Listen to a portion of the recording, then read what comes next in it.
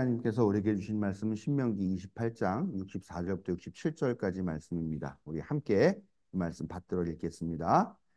주님께서는 땅 이 끝에서 저 끝까지 모든 민족 가운데 당신들을 흩으실 것이니 당신들은 그곳에서 당신들과 당신들의 조상이 알지 못하던 나무와 돌로 된 우상을 섬길 것입니다. 당신들은 그 민족들 가운데서 쉴 틈을 찾지 못하고 발을 쉴 만한 곳도 찾지 못할 것입니다. 오히려 주님께서는 당신들의 마음에 두려움을 주시고 눈을 침침하게 하며 정신을 몽롱하게 하실 것입니다. 당신들은 언제나 생명의 위협을 느낄 것이며 밤낮 두려워하여 자신의 목숨을 건질 수 있을지조차도 확신할 수 없을 것입니다. 당신들이 두려움과 공포에 사로잡혀서 당신들의 눈으로 보는 것마다 무서워서 아침에는 저녁이 되었으면 좋겠다고 하고 저녁에는 아침이 되었으면 좋겠다고 할 것입니다. 아멘. 우리의 약함과 무지를 깨우치시고 힘있게 하시며 생명의 길로 인도하신 항상 오르신 하나님의 사랑과 자비가 오늘 예배하기 위해 하나님 앞에 나온 자녀들에게 함께 하시기를 성어버이 성자 성령의 이름으로 축원합니다. 예, 우리가 지난 주일에 신명기 28장 말씀으로 순종의 복과 불순종의 저주라는 그런 제목의 말씀을 나누었죠.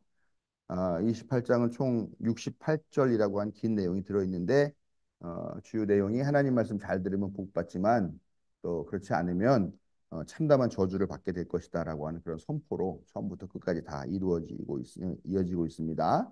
그런데 말씀드린 대로 복에 관한 말씀은 14절밖에 되지 않지만 그 이후에 이어지는 저주의 선포는 15절부터 68절까지 긴 내용으로 이렇게 있습니다. 이 저주의 선포 중에서 오늘 읽은 64절부터 67절까지 말씀은 제가 볼 때 끝판왕 완결판이다 아니면은 하나님께서 내리시는 저주의 최종 요약판이다라고 이렇게 할 수가 있겠습니다. 저는 오늘 이 구절을 설교 본문으로 정하고 설교 준비를 하면서 묵상하면서 이 구절에 인간의 총체적 파멸이라고 하는 그런 제목을 붙여 보았습니다. 네, 참 날에 어울리지 않는 제목이죠. 화창한 날, 어제까지만 해도 그냥 비바람이 몰아치고 그러던 차에 또 이렇게 아침에 새벽부터 이제 날이 개서 화창한 날을 맞고 우리는 야외로 야외 활동을 나가게 되는 날에 이 인간의 총체적 파멸이라고 하는 제목의 설교단이 너무 안 어울리는 것 같습니다만 그래도 한번 우리가 우리 삶을 돌아보면 좋겠습니다. 인간이 파멸되는 그 순간은 언제일까 하는 생각을 한번 해봅니다. 언제 인간이 파멸을 할까? 뭐 여러분들 머릿속으로 여러 가지 생각이 드시겠죠. 그리고 그 파멸의 끝은 어디일까? 어, 저는 바로 오늘 말씀이 아닐까 하는 생각을 하면서 좀 마음속에 공포심 같은 것도 좀 들었습니다. 하나님께서 경고하시는 이 끝판왕 파멸이라는 게 어떤 모습이고 또 어떻게 일어나는지 이거 말씀을 오늘 살펴보면서 우리가 그 파멸의 길로 접어들지 않도록 스스로 경계하는 그런 시간이 되기를 바랍니다. 우선 하나님은 인간의 파멸의 출발을 조상이 알지 못하던 나무로 또 돌로 된 우상을 섬기는 것 그것이 파멸의 출발이다 이렇게 규정을 하고 있습니다. 여기서 말하는 나무와 돌로 된 우상을 섬긴다라고 말하는 건 뭐냐면 바로 당시에 가나안 백성들이 섬기던 바알, 또 아세라, 또 뭐 몰록 하는 뭐 여러 가지 종류의 그런 우상들이죠. 이 우상들은 뭘로 만들었냐? 돌이나 나무로 조각하고 다듬어 가지고 인간의 손을 통해서 만들어냈다라는 것이죠. 그런데 이렇게 사람의 손으로 만들어낸 것을 신이라고 믿고 그 앞에 머리를 조아리고 나를 좀 살려주십시오. 뭐 아니면 나에게 복을 좀 내려주십시오라고 그렇게 절하고 있다라는 것이죠. 뭐 요즘식으로 말하면 이렇게 볼펜 사람이 만들었잖아요. 근데 이걸 앞에다 놓고서 볼펜님 나에게 복을 주십시오라고 하는 것이죠. 이런 인간의 이런 행태야말로 파멸이 되는 첫걸음이다라고 그렇게 경고를 하고 있다라는 것입니다. 생각해 보십시오. 이 종이라든가 뭐 이런 볼펜이라든가 아니면은 조금 더 고급스러운 어떤 뭐 금송아지라든가 뭐 금두꺼비라고 칩시다. 그런 것들을 놓고서 그 앞에서 당신이 생명체이고 우주를 주재하는 존재이고 그러니까 나에게 복을 내려주시고 내가 파멸에 빠지지 않도록 나를 도와주십시오라고 그렇게 말하는 거야말로 어리석은 거죠. 지금 그 인간이 갖고 있는 그 존엄성과 인격과 품격과 하는 이런 것들을 다 포기하고 그런 물건 앞에 머리를 조아리는 것 이게 어떻게 보면 인간성의 또 인격의 파멸이 아니고 무엇이겠습니까? 여러분 이 세상에요 인간 위에 존재하는 게 뭐가 있을 것 같습니까? 이 세상에는 인간 위에 존재하는 게 없습니다. 호랑이나 사자나 코끼리나 다 맹수라고 하지만 이미 인간 앞에 다 무릎을 꿇은 그런 존재예요. 지금 인간 위에 존재한다고 한다면 굳이 말하자면은 초월적인 존재, 오직 신이라고 믿는 그 존재만이 인간 위에 있고 그 존재가 인간을 통제하고 또 생사화복을 내린다라고 그렇게 주장하고 믿고 있어요. 그러나 사실 이게 무슨 뭐 과학적인 방법을 밝혀낼 수 있는 존재는 아니죠. 그렇기 때문에 이 물질 세계에서 최고의 존재는 인간이라고 말할 수가 있습니다. 근데 우리가 인간과 신이라는 걸 얘기할 때 이 인간과 신은 도저히 극복할 수 없는 엄청난 질적이고 양적인 차이가 있는 그런 존재라고 이야기를 하는 거죠. 그래서 이 간격을 절대 뛰어넘을 수 없는 것. 그런 곳에 위치한 곳에 존재하시는 분이 바로 신이다라고 그렇게 이야기를 하고 있습니다. 그런데요, 그런 신이라고 부르면서 인간이 머리를 조아리고 복을 빌고 있는 그 신이 어떤 거냐? 결국 인간 자신이 손으로 만들고 꾸미고 한 그런 나무나 돌이라니 이게 말이 되냐라는 겁니다. 여러분 신상을 만드는 사람은 어떤 생각을 할까요? 야, 내가 손재주가 있어가지고 내가 이렇게 신을 만드는데 내가 만든 것 앞에 사람들이 다 와서 머리를 조아리고 살려달라고 그러고 복을 달라고 그렇게 머리를 조아리구나 하면서 얼마나 우쭐할까요? 예? 자기 마음대로 야 내가 이번에는 신은 이런 모양으로 만들어 볼까? 코가 좀 크게 만들어 볼까? 입이 좀 크게 만들어 볼까? 머리를 좀 크게 만들어 볼까? 이게 인간의 생각과 인간의 재주와 인간의 기술에 의해서 만들어진 것이 신이다. 그리고 그 앞에서 참 이런 과정에서 우리 인간이 자기 존재의 무게를 깨닫지 못하기 때문에 파멸에 접어들기 시작한다라는 것입니다. 그런데요, 한번 생각해 보죠.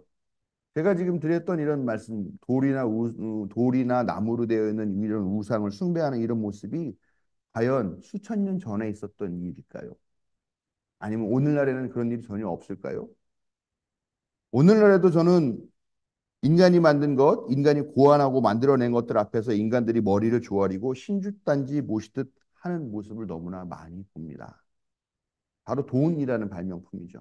돈이라는 것도 결국 인간이 편리하게 위해서 만든 발명품이고 고안품에 지나지 않는다는 거죠. 돈뿐만이 아니죠. 뭐 쇠로 된 물건들, 뭐 그런 거 앞에서 머리를 조아리고 있죠. 이제는 그런 보이는 물질뿐만 아니라 보이지 않는 블록체인이라고 하는 그런 디지털 숫자로 되어 있는 그런 방식으로 만들어져 있는 비트코인 그 앞에 머리를 조아리고 있고 또 고급 승용차 또 아니면 하늘 높은 듯 높은 줄 모르고 치솟아 있는 그런 아파트들을 우리는 어쩌면은 다 그런 것들을 모시고 추앙하고 그런 것들이 나의 존재를 결정하고 나의 품위를 결정하는 것이라고 그렇게 생각하면서 살고 있지 않느냐라는 것입니다. 두 번째로 쉴 틈을 찾지 못하고 발을 쉴 만한 곳도 찾지 못할 것이다라고 이렇게 저주하면서 그것이 인간의 파멸이라고 그렇게 우리에게 말씀하고 계십니다. 열심히 일해서 얻은 그 소득과 소출을 우리가 누리면서 가족과 함께 즐거워하는 것. 이것이야말로 너무나 당연한 것이고 그래서 우리가 노동을 신성한 것이다라고 이야기를 합니다. 노동이라는 것은요.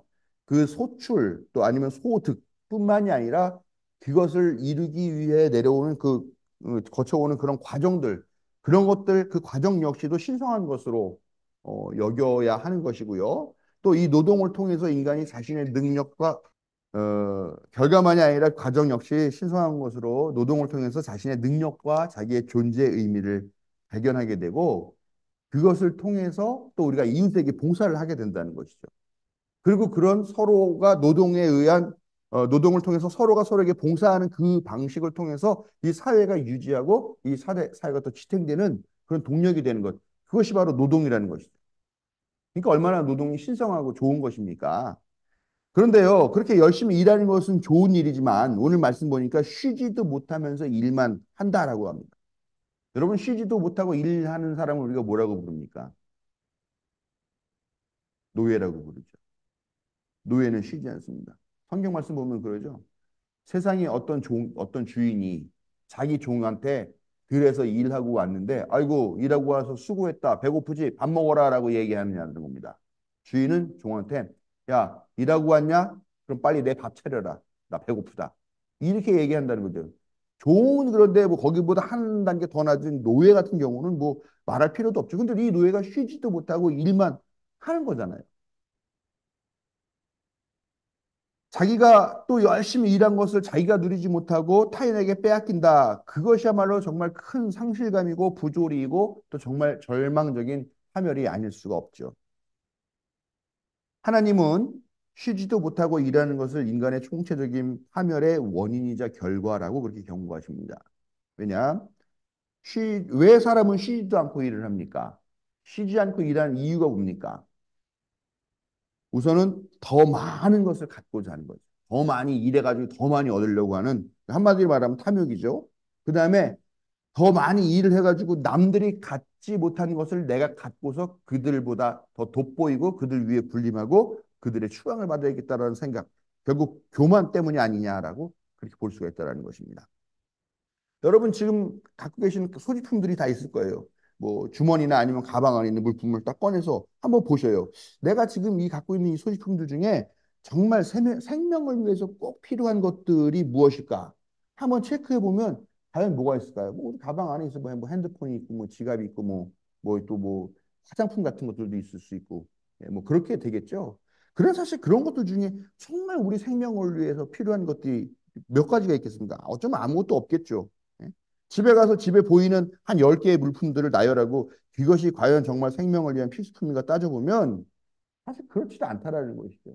그냥 우리는 더 많이 소유하는 것, 또 더 많이 갖는 것, 이런 것들을 통해 가지고 우리 존재의 의미를 규정하느라고 그렇게 열심히 앞만 보고 달려가는 삶을 대부분 살고 있다는 겁니다.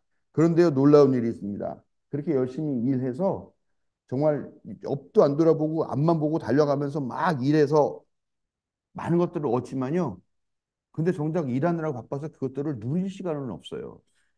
아니면 젊어서 너무 열심히 일을 하다 보니까 나중에 이걸 누릴 때가 됐는데 그때는 기운 빠지고 힘 빠지고 해가지고 늙어서 예? 그런 것도 정작 누리지 못해서 한탄하는 그런 사람들도 많이 보게 되더라라는 겁니다. 또 우리가 쉴 틈을 찾지 못하고 발을 쉴 만한 곳도 찾지 못하는 또 다른 원인 하나가 뭐냐면 사회의 시스템입니다. 한국은요, 새벽 종이 울렸네, 땡 하고 울렸네, 그만 자고 일어나, 닥치는 대로 일하세. 아, 원래 가사가 이건 아닌 것 같은데 저는 맨날 그렇게 불러가지고 한국은 장시간 노동을 과도하게 미화시켰습니다. 그러면서 또 과도한 노동을 도덕적인 근면과 연결지었죠. 그래서 일하지 않고 뜻하지 않게 여유로운 시간이 생기면 그 시간을 보내면서도 뭔가 잘못된 게 아닌가 하는 그런 불편함, 또 내가 이래도 되나 하는 그런 생각들을 느끼게 되는 그런 결과가 되지 않았나라고 생각하는 것이죠. 권력자들도 심지어는 쉬지 않고 주당 120시간을 일해야 한다라는 그런 비인간적인 주장도 서슴지 않는데요. 120시간을 계산해 보니까 24시간씩 꼬박 주 5일을 일하는 거죠. 이게 어떻게 말이 됩니까? 사람이 그렇게 해서 살 수가 없죠. 지금 주 52시간인가요? 그렇게 일을 하는데 거기에 물론 이제 그 근무 외 시간 근무를 하는 경우도 있지만 그렇게 해서도 지금 사람들이 과로로 죽어나가는 그런 일이 있는데 이런 주장들 말도 안 되는 주장들을 너무나 자연스럽게 하는 그런 상황이 지금 벌어지고 있는 것이죠. 이게 지금 21세기에 세계 15대 경제 대국이라고 하는 대한민국에서 벌어지고 있는 현실이니까 이 사회가 지금 총체적인 파멸을 향해 치닫고 있는 것이 아닌가 하는 우려를 하지 않을 수가 없습니다.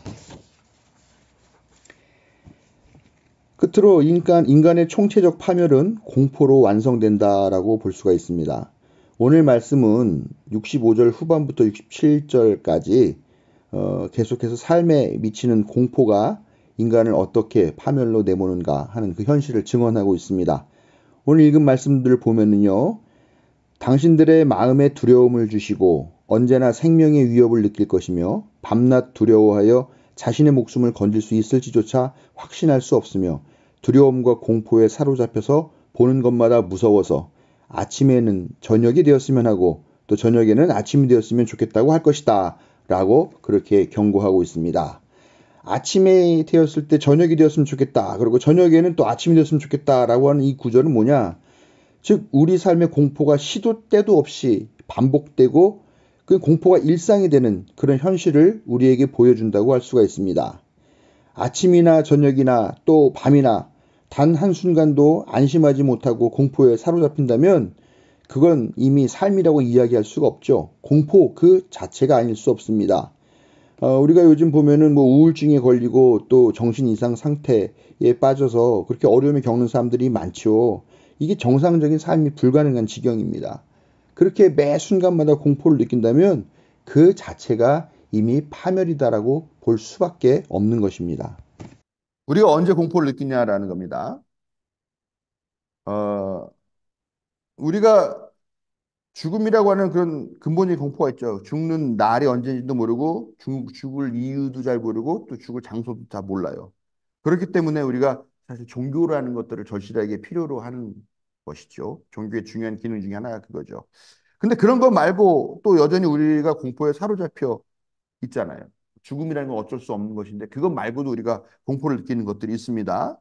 한국은 비교적 공공 안전이 잘 보장되어 있고 양호한 그런 나라이기 때문에 많은 외국 사람들이 와가지고 깜짝 놀라죠. 밤에도 이렇게 혼자 다녀도 돼? 막 이렇게 할 정도로 깜짝깜짝 놀라는데 그래서 그런지 일상의 물리적인 폭력이나 아니면 테러나 이런 거로부터는 비교적 자유로운 편이죠. 우리가 그런 공포심들은 별로 없습니다. 뭐 미국이나 서구는 정말 밤에 나가지도 못하고 저녁 7시만 되면은 그냥 뭐 모든 상점이 다 닫고 깜깜해지고 그런다고 그러는데 그러면 우리가 사는 이 현대 사회에는 뭐가 공포일까? 아마 현대 사회, 현대 자본주의 사회라고 말하는 게 제일 적당할 것 같고요. 가장 큰 공포가 뭐냐? 경제적인 파멸이 아니냐? 이렇게 볼 수가 있죠. 우리가 그런 얘기를 많이 하죠. 하루아침에 길거리 나앉게 생겼다. 근데 이런 말들이 무슨 특별한 어떤 사람들만 하는 말이 아니라 많은 사람들이 한다라는 것이죠. 그리고 지금 실제로 하루아침에 길거리에 나앉게 된 사람들 있잖아요. 전세 피해자들, 지금 말도 못하는 사람들이 지금 그 아무데도 구제받지 못하고, 근데 지금 보니까 주위에 그 전세집 이사를 가야 되는 사람들인데 이사를 못 해요. 전세 사기당할까 봐 그걸 못 하겠다고 그러더라고요. 그래서 주인한테 돈을 더 줄 테니까 좀 있게 해달라. 이렇게 하는 경우를 많이 본다라는 것이죠. 풍요로움을 우리가 누리고 있는데 이런 것들을 정의롭게 분배했어야 되는데 그런 것들을 정의롭게 분배하지 못했기 때문에 생기는 그런 공포라는 거죠. 또 우리의 민주주의, 우리의 이 권력이라는 것이 갖고 있는 이런 취약점들 때문에 우리가 빠지는 공포가 되게 많다라는 것이죠. 예. 이 민주주의의 근간을 흔드는 권력의 횡포도 아주 중요하게 우리 지금 우리가 사는 이 시대의 중요한 공포의 원인인데요. 권력의 타겟이 됐다. 권력자의 미움을 샀다. 그러면 어떤 일이 당하게 되느냐? 수십 수백 번의 압수수색을 받아야 되고 시도 때도 없이 검찰에 출두해야 되고 검찰에서 기소를 하면은 몇 년씩을 재판정에 다니면서 재판을 해야 된다라는 거죠. 또 그 과정에서 언론이 그 사람을 낙인 찍어가지고 계속 집중 조명하면서 피의 사실들을 공포하고 하면서 수군거리면서 이미 그 사람은 죄인이 돼버려요. 이제 매장이 돼버린다라는 겁니다. 불행히도 지금 대명천지에 그런 일이 벌어지고 있어요. 대한민국에서. 이런 공포심들은 자기 검열을 하게 만들고 위축당하게 만들죠. 또 정의에 대한 그런 감수성이 저하돼서 정의롭게 살려고 하는 그런 노력들 하지 않게 되는 그래서 사회가 전체적으로 침체되는 그런 세상이 되고 공포가 일상화된다라는 거죠. 지금은 다 너무 아득한 까마득한 옛날 이야기처럼 느껴지지면 어떻습니까? 전두환, 박정희, 예? 그때 우리가 그 군부 독재 시절을 거칠 때, 또 이승만 시대 때도 이승만 시대 때 사신 분은 없었을 테니까 그때 이미 우리가 다 그렇게 잔혹하고 한 그런 공포를 체험하면서 살았지 않습니까? 근데 지금 이런 일이 또 벌어지고 있다라는 거예요. 우리가 무가치한 것들에 우리의 삶을 내맡기지 않고 적당히 쉴 때 쉬면서 일하고 또 공포가 우리의 삶을 잠식하지 않게 하기 위해서 무엇을 할 수 있을까? 성서는 하나님의 말씀과 명령에 순종하라라고 가르치고 있습니다. 솔직히 저는 그런 생각을 해요. 아주 질 나쁜 사이비 종교의 가르침과 이 성서의 말씀이 뭐가 다를까? 온갖 저주를 퍼부으면서 내 말 안 들으면 공포심, 응? 너 공포 뭐 이러이러한 저주를 받을 거라고 공포심을 자극하면서 만약에 이 공포심에서 자유로우려고 하면 신을 믿어라, 나를 믿어라, 하나님을 믿어라 하는 것과 뭐가 다르냐는 거예요. 길거리 지나가다 많이 경험해 보셨죠? 도를 아십니까? 도를 믿습니까? 아유, 아주 복이 많으시게 생기셨습니다. 시작은 그렇게 합니다. 근데 끝은 뭐예요? 당신 구태해야 되고 제사 지내야 되고 그거 안 하면 당신과 당신 가정에 저주가 내릴 거야. 라고 하는 건 협박으로 끝난다라는 거죠. 근데 어떻게 보면 교회에서 말하는 것도 이렇게 온갖 공포심 자극하고서 하나님 믿어라. 실제로 교회가 이 복음을 그런 식으로 악용해 왔던 것도 사실이고요. 그러나 우리는 아주 진지하고 무겁게 오늘 말씀을 받아야 될 것 같아요. 하나님의 명령은 무슨 기독교라는 종교 하나 아니면은 뭐 가톨릭이라고 하는 뭐 그런 교파 하나, 이런 것들을 세계적인 파워를 가진 권력 종교로 만들려고 하는 것이 아닙니다. 하나님은 하나님이 우리에게 요구하시는 것은 나무나 돌 같은 그딴 것들 사람들의 손으로 만든 그런 것들에 머리 조아리면서 살지 않도록 자존감을 가져라. 너네가 얼마나 소중한 존재고 너는 내 아들이고 너는 내 딸이다. 이걸 말씀하고 계시는 거예요. 네? 또 탐욕을 버려. 교만한 마음 버려. 왜 쉬지도 못하면서 일하고 그런 데서 살고 있어. 그거 받아들이지 마. 만약에 너를 그렇게 강제로 일을 시키려고 하는 사람이 있으면 거부하고 싸우고 맞서. 또 공포 때문에 눈이 침침하게 되고 정신이 몽롱하게 되려고 이렇게 만드는 모든 시도에 굴복하지 말고 너는 하나님의 자녀로서의 고귀한 성품을 갖춘 존재니까 그 품격을 지키면서 살아야 돼. 그렇기 때문에 우리가 하나님의 말씀을 우리를 참 사람 되게 하시는 말씀이고 그 어떤 불의하고 부조리한 도전에도 이기게 하는 힘이 된다라고 그렇게 고백을 하고 있는 것이죠.